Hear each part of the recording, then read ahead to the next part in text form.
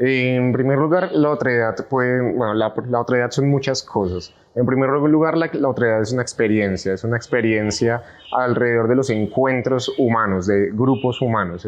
En ese sentido es una experiencia antiquísima.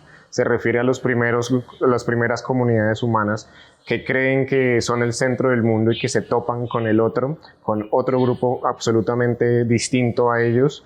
Y en segundo lugar, la otredad también es una pregunta, es la pregunta por qué se hace frente a otro grupo humano, qué actitud se debe tomar, si se debe tomar la vía de la guerra, si se debe tomar la vía de la curiosidad o se debe tomar la vía de la absoluta indiferencia.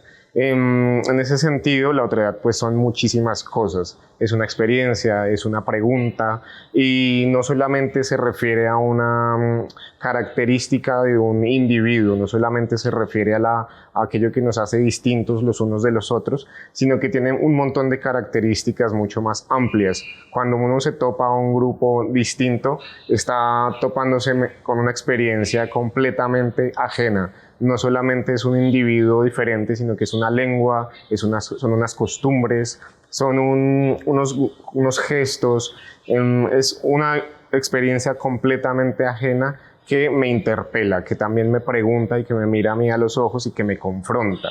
En ese sentido, también la otredad tiene muchas características. No solamente es el individuo, sino que es el miembro de una comunidad que va a funcionar como el nudo de un sistema simbólico y de un sistema de gestos, de maneras de hablar, de maneras de comunicarse. Es un universo simbólico y comunicativo completamente diferente. Entonces es una experiencia de lo ajeno que también es una pregunta y que también va a ser entonces un campo de lo real, va a ser una pregunta que dure lo que dure en las sociedades humanas y por supuesto refiere a un lugar que refiere también a un tiempo. Es una pregunta que no se desarrolla en el campo abstracto de los conceptos, no es una pregunta que refiere solamente a la filosofía abstracta, sino que es una pregunta que surge en la vivencia, que surge en la experiencia, que surge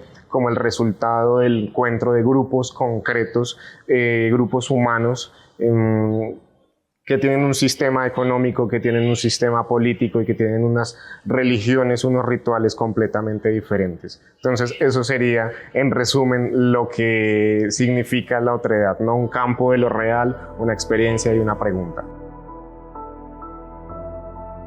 Bien, porque la otredad se consolida como una categoría importante en nuestros tiempos, dado que el encuentro con otros grupos distintos es una experiencia que surge desde las primeras civilizaciones humanas.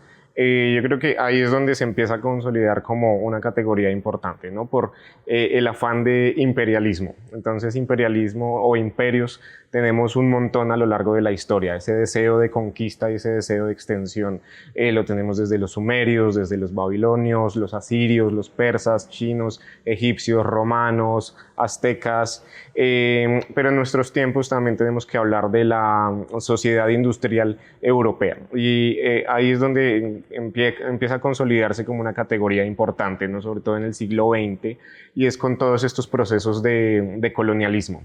Más o menos desde los 90 empezamos a ver un nuevo campo de estudio que serían los estudios decoloniales, que lo que intentan es trazar distintas líneas y salirse de estas formas de expansión colonialista y de civilización pues sumamente occidental, según la cual pues nosotros somos un tercer mundo o un mundo subdesarrollado. Entonces tenemos que seguir unos parámetros, unos modelos históricos, económicos, políticos que ya han sido trazados y que siguen la línea del progreso. Este tipo de formas de considerar la historia, de considerar la economía y en general la historia de las ideas, lo único que hace es rechazar distintas formas de expresión y precisamente las diferencias, ¿no? Entonces la otredad se empieza a consolidar como una categoría importante frente a los totalitarismos, frente en particular a los totalitarismos del siglo XX que surgen en Europa, pero que también surgen en Latinoamérica. Entonces son formas de responder a estas experiencias totalitarias y experiencias que lo que hacen es marginar formas de vida, de subjetividad y formas de cuerpos también completamente diferentes que reclaman también una voz y que reclaman también un lugar respetable y con dignidad en el campo de lo real, ¿no? Eso es, por una parte, como una manera de responder a la pregunta. Otra sería, en nuestros días, la experiencia de la globalización, de la digitalización del mundo.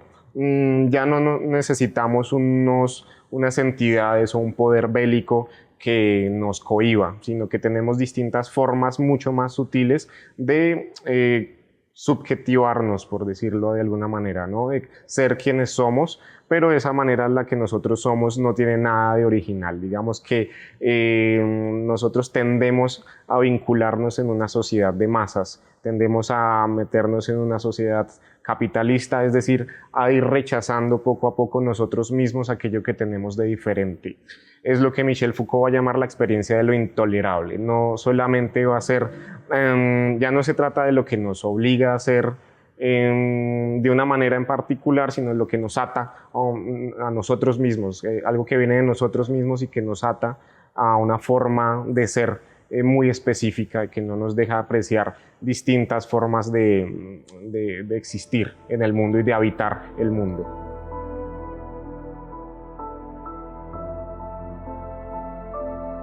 Bien, el papel de la modernidad en la exclusión del otro. La modernidad va a tener muchas características en distintos campos, en la filosofía, en la literatura,